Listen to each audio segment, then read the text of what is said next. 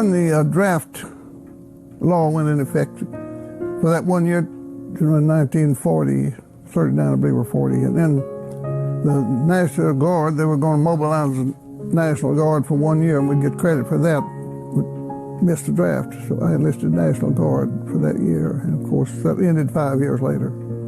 We went just before our year was up, came Pearl Harbor, the war declared, and we went on really active duty then. The first experience we had was,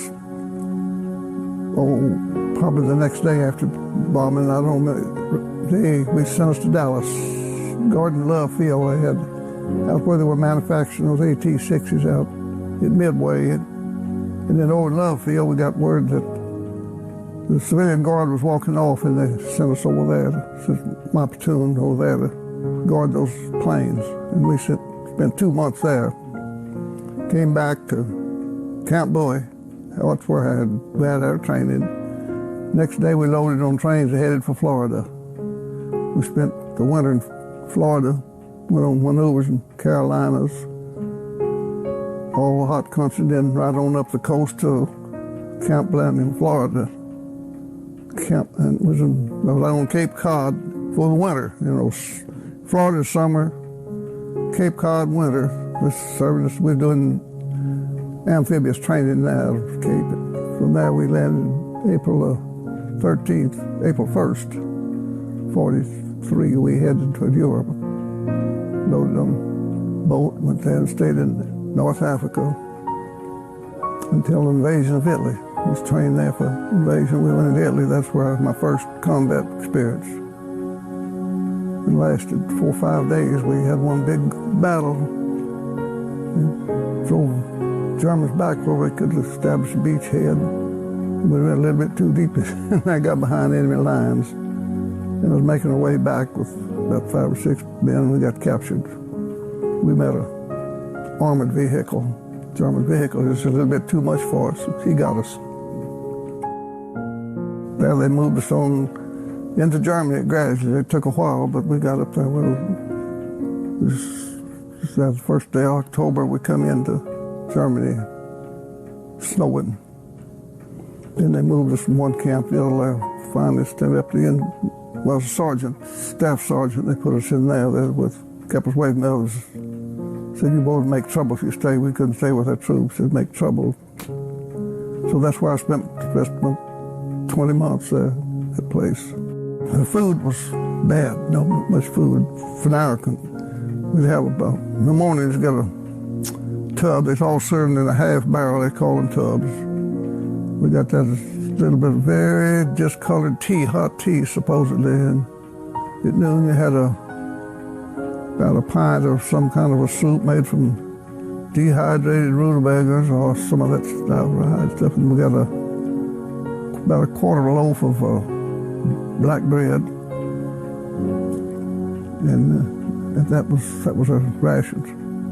In the evening, sometime we'd get a little bit of something with that bread, but that was very seldom. But again, we got a little bit of slice of butter, but then the International Red Cross began to, and now, in fact, our government furnished all that food and sent us a parcel every other week. Every other week we get a little parcel of that, enough just to survive on. But as far as physically, we weren't mistreated too bad there. It was just, and we weren't given us any special privileges of any kind, but we kind of knew how to handle ourselves. We were trained, for that, and made it. The living conditions, we had a nice building, no heat. We had the slats, wooden slats on frames built for some bed, and 2 blankets and a little bit of straw on there for bedding. Temperature run down about 40 below zero in the winter, no heat. But fortunately, there were enough men in there. I guess our body heat kept enough heat in there, but kept them freezing. But we got overcoats and woolen uniforms, underwear from through the Army did through the International Red Cross. We got that, and that helped a lot to survive. But we just didn't have any privilege. We could get a little mail, but it was always censored heavily, and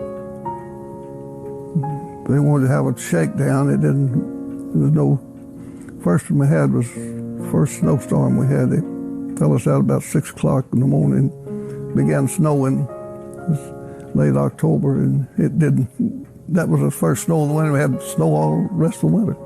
But they kept us all day out there. We didn't have time for coffee or anything. It was a daytime deal, and they was shaking down, I don't know what they were hunting.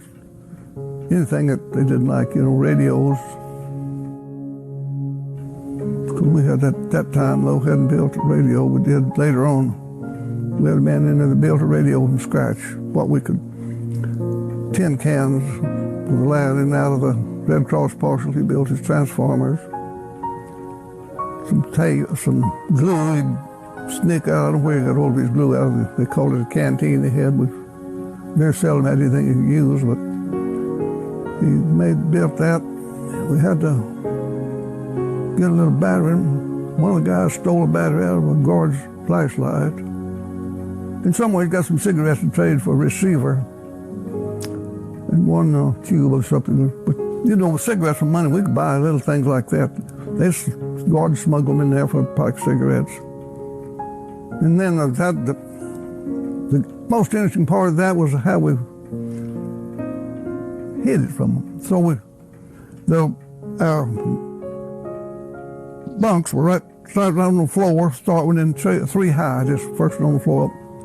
So on the bottom one at 9, we'd work out at night. We'd take one of the bunks, move the boards out. We're sleeping on the slats. We'd just move them out and chisel a hole in the concrete floor, big enough for a man to get into, dispose of that, and had to bury it, of course. And just start digging a hole in there for put a radio. And the soil in there was clean sand, real bright sand, and outside it looked like ashes. They couldn't dump it. But there, you say, like I might say, I did this, what we did. You do it on your own. You don't know, never have.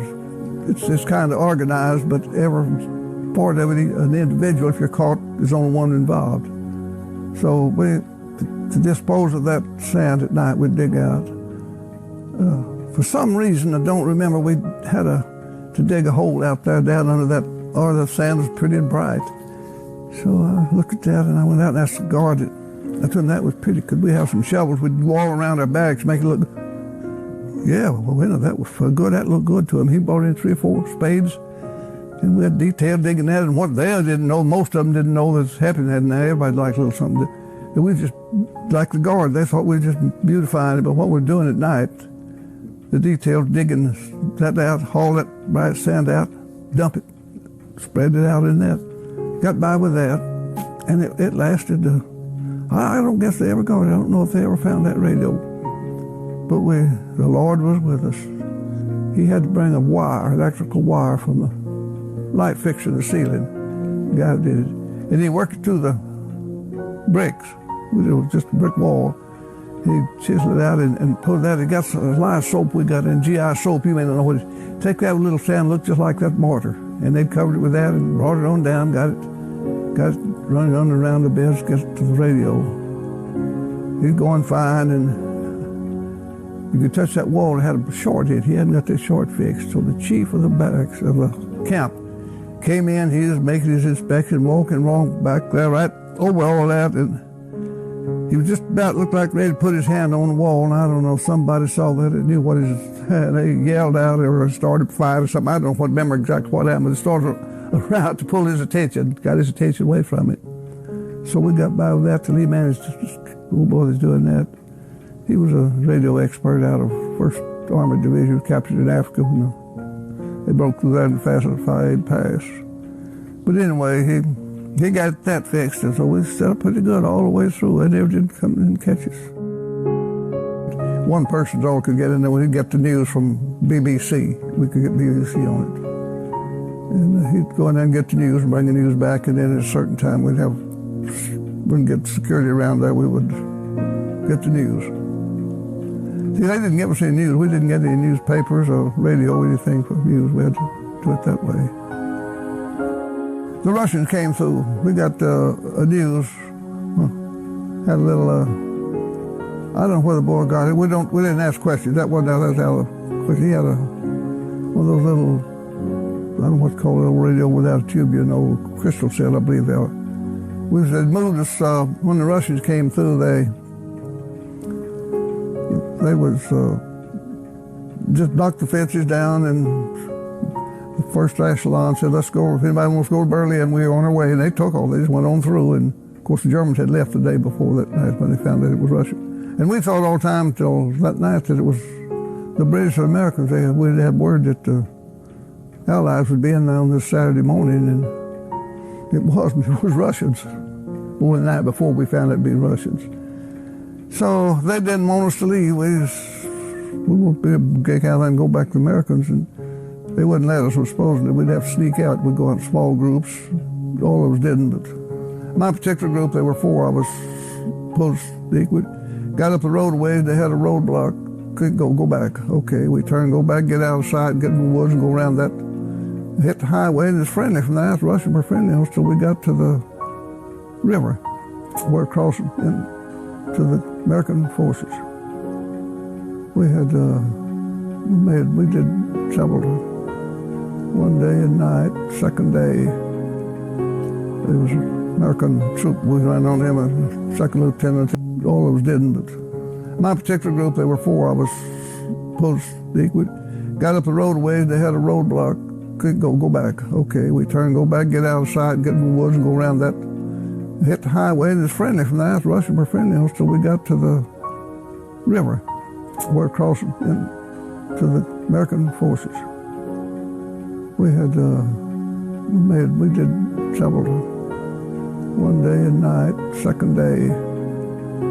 There was an American troop, we ran on him, a second lieutenant had came in a GI truck, in the driver, and he stopped. They were sent over there, to round up the stragglers they could get. And he had a truckload and got to the river the next morning. He told me, you can't cross. He said, well, he spoke the language fluently. And he argued with him about 15 minutes, came back, and they tell us we had a truckload we'd picked up, I don't know, a truck and a big trailer behind it. By that time, the guys were loose. And he talked to me and said, I'll tell you boys, you can go. If you're not, I'm going across. I'm going to start across. They say they're going to shoot us if we do, but I think they're bluffing, but if none of you want to take the chance, and there were 2 armed guards there with their rifles up in position. They said, I'm going to run it. Anybody wants off, just unload and go down the river about, he said, a mile or 2. The engineers may have their boats down there to get you across. You might get across the river there, but everybody shook head, not a one move, nobody got out.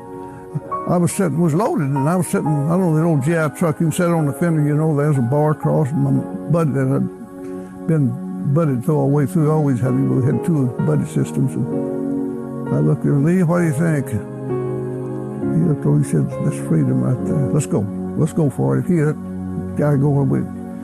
So he told his driver to put this truck in the lowest gear. I guess if you know what that is, it has 2 transmissions. Put your foot on the floorboard, and you stop for nothing till you get across that river. So that's where we went in, and then we hit that bridge.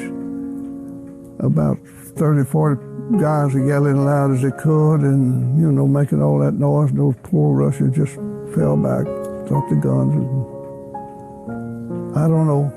It's the bluff worked. We got through. From there, we moved on to Halle, Germany, where we were deloused. That was really one big relief for all those. And they moved us Fluesden into Le Havre, France.